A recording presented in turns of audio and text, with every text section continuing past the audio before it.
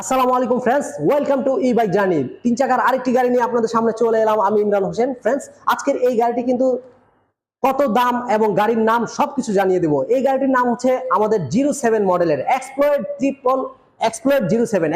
07। এই গাড়িটি একবার ফুল চার্জ করলে অনায়াসে 50 থেকে 60 কিলোমিটার যাতায়াত করতে পারবেন। এটা সামনের চাকা ব্যবহার করেছি আমরা হাইড্রোলিক উন্নত মানের ডিস্ক ব্রেক এবং পিছনের দুটি চাকাতেই রয়েছে ড্রাম ব্রেক।